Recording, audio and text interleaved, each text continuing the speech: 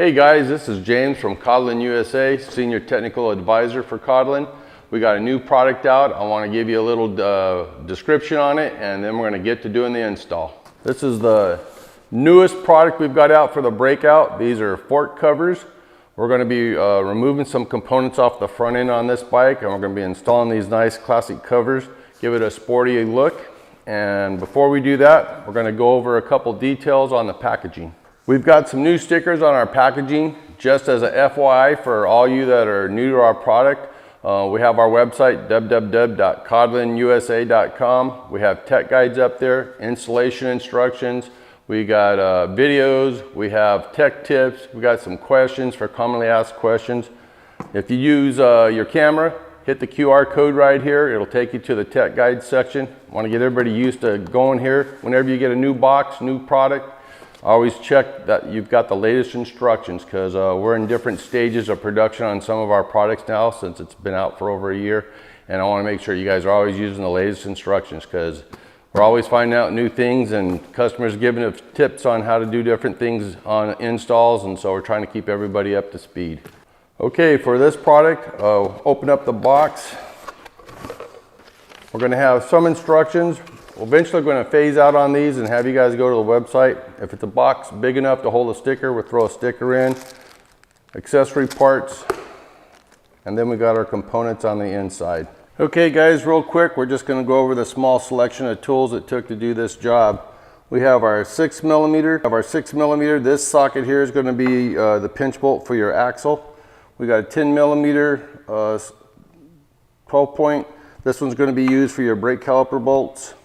You got a T45. This is what we use for the pinch bolts on the fork. The 1/2 inch I use for the front fender bolts, 4 of them. Of course, I used a ratchet extension.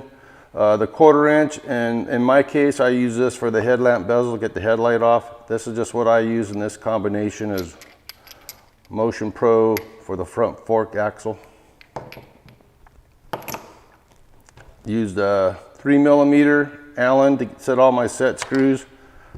3/8 1/2 inch torque wrench for doing all the torque specs. And that's about it. Doesn't take a whole lot of tools. All right guys, for this install, we're going to prep the bike for the new parts.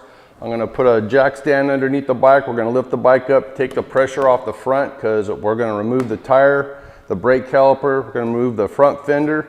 I'm going to pull off this headlight bezel, because in this case, this one won't clear our covers. Always make sure for the clearance right here, if you have aftermarket covers. The stock headlamp will clear, but we're going to pull it off anyway just to get it out of the way, since it's all held with the same bolts with our hardware. So once we get that all done, then I'm going to do the next stage is going to show you how to put the product on this bike. The product will sit right here on these tubes, and we'll do it on left and right side. So that'll be the next step. Prepping the bike, getting it ready for the part install. So I'm going to start by removing this, the headlamp and the bezel holding the headlamp. Right now I'm just loosening it up because it all comes off together. Next I'm going to pull off the brake caliper.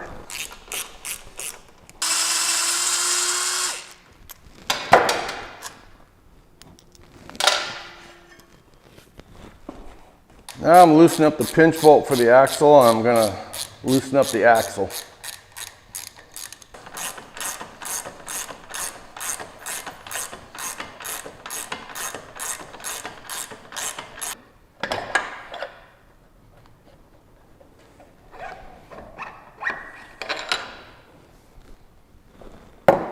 Now I'm just going to pull the spacer and the wheel sensor out of the way. Drop the wheel.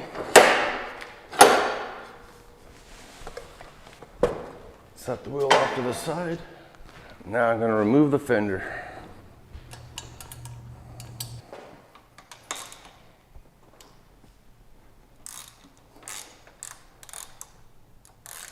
All right. Good enough to hold it. Okay, so this is the product as it comes out of the box. This cap is just sitting in here, so be careful with it. It'll pop out. 3 set screws on the back side, and there's set screws on the inside of these rings. You want to make sure when you install them that none of the set screws are backed out where it's going to impede the movement of the fork tube going up inside these.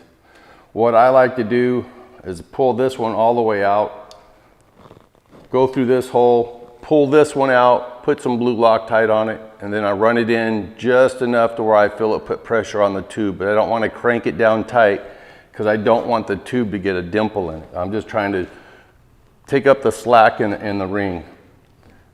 Then I'll put Loctite on this one, I'll run it in, but once again, make sure it doesn't go in too far, and that's how I'll prep these for doing the installation. And so I'm going to stop and do that now. So what I'm doing on this one is I'm going to remove this set screw all the way. And I'm going to do this for all 3 spots on this side. And then I'm going to go through the hole to the internal one. I'm going to back it out. In this case, you see how it moved right away because it wasn't snug. I'm going to put a drop of blue. And now I'm going to run it back in, being careful that I keep the access hole here in the center. I'm just going to snug it, just snug. I'm not putting a lot of pressure on it. I just want to make sure that that ring it's not going to move around or fall out on me. And then I'm going to start this one. Make sure it starts in the hole fine. All right, so I've got the 3 set screws snug back up. I've got these 3 back in. Takes a little bit of finessing, trial and error, but I got them back in. They go in a little snug, so it's a fine line between going in snug and making sure they're not cross-threaded. So just be careful with them. Just have patience and you'll get it. So that's ready for the install. I'm going to set it down for a second. This cap, you have an option. These just unscrew. These here cap screws, they just unscrew, and we have a black option. So if you want all black, or we've got the stainless version. So if you want the contrast. We got this packet with 2 round double-sided sticky disc. I'm going to pull one out. Just going to sit in the center.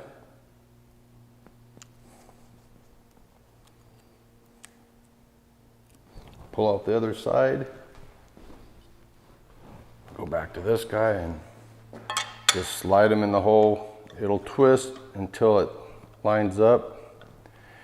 And once we put these on, the tube will go up, make contact with that double sticky, and then that'll hold the cap in place. You will note that these have notches compared to this side. These notches right here, these are the cutouts that give us access to our screws up here, so when we're ready to torque the bolts down, we have access to them. One other thing we're going to recommend, I like to use a little tape. You can be really careful, but it's easier just to use some tape. Tape up the trees. I just want to make sure I don't hit the trees when I'm putting these on. A lot of things I'm watching, and I want to make sure I'm watching the right stuff. What's next? I am getting ready to slide the tube down and slide the fork cover on. I said, my recommendation when you get to this part, this is when you call your buddy, because 4 hands is better than 2. All right, so I'm just going to slide this down just enough that it comes out. I'm going to try to get this started in the fork cover. Don't go in too far. Like I said, extra set of hands does not hurt.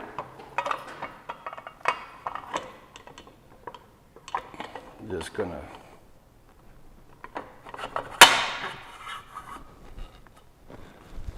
make sure to hold this top cover, because you're going to make contact with it, and when you make contact with it, it's going to push up, but I want it to make contact so that it sticks.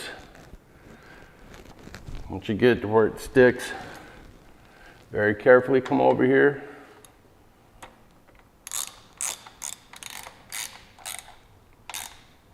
Now the height for the fork adjustment is pretty darn close to where it should be for the stock configuration.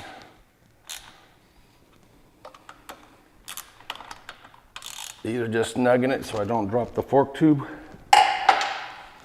You have a little bit of play, a little bit of up and down. I'm going to pull off the tape. What I like to do is push it up just a hair so it's not sitting on your tree. You have a little bit of play. I'm going to turn it back this way so I got all the clearance for my set screws. I'm going to run this set screw in until I feel it make contact with the fork. Right there. Not going to torque it down tight, just going to make sure it's snug, takes up the slack. They should be right around the surface level of the cover. Some of them stick out just a hair, some of them go in just a hair. You want to make sure they don't go in too far, because these set screws right here will hold this cover in place so it doesn't bounce around. You got 3 of them, so I'm just going to run all 3 in.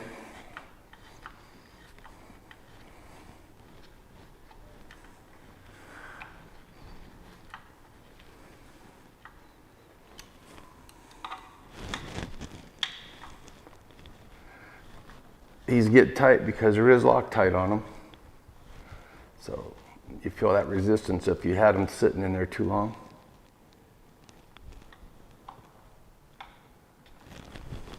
And there you go. All right, so those 3 set screws are snugged up. Fork cover doesn't move. They're not below the surface of the cover as far as the inside surface of the cover. This one's flush, this one's just out of hair, this one's just out of hair. So they're making contact with the fork tube and they're making contact with the cover, so everything's nice and snug. This cap is touching the tube, so that's going to be held in place there. I'm going to come back and torque these to the proper manufacturer spec, which in this case I think I'm going to go 16, 17 foot-pounds on these. And then this side will be complete, and then I'm going to do the same exact steps for the next side. And then once I'm done with that, then we'll put all the pieces that we removed earlier, the wheel, the fender, the brake caliper, headlight, we'll put all that back on. Okay guys, I got the other side back on. I've got the 3 pinch bolts on each side torqued back down. One thing I want to note out for you guys that haven't done this, you're not a shop guy, torque this one, double check that one. This one will get loose when you tighten that one. So always go back and forth until you get no more movement and they both torque down. That's a little safety tip. I'm going to start putting the wheel back on, putting the brake caliper back on, put my fender back on, and then I'm going to deal with the spacing up here, which I already know it's going to need a 1/2 inch spacer. I've already got the hardware ready to go, so I'm going to put the light back on. So at this point, the only thing I want to mention is looking at these fork covers, these notches are facing towards you. And the notches, you have to see these notches. Do that before you put them on. You'll make sure they're orientated right, because this is what the notches are for. So you got access to these. So just pointing that out, better late than never. All right, on to the next step. Let's get this bike back together.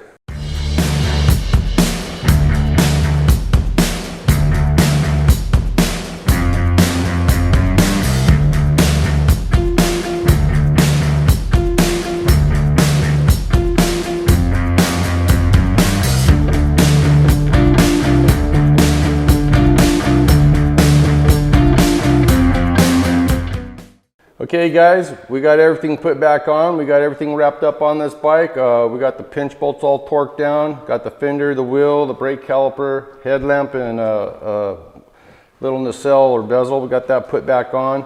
A couple things I want to point out. Double check the spacing on your fender. Make sure you're not going to have any interference problems with the fender rubbing on the fork covers. In this case, this is one of our aftermarket fenders, and so I had to space it just a little bit differently. It's still centered on the tire, but I just had to give it a little extra clearance, so if we hit a pothole, we were not going to mark up the fender or our lower covers. The other thing I want to point out is right here, that's the tight point with this style of headlamp cover or windshield. Just make sure that you verify the clearance on yours before you go mounting it up and scratching your parts. We don't want to have nobody scratching their parts, and so that's about it. I hope I answered all your questions, and if not, you know how to get hold of me.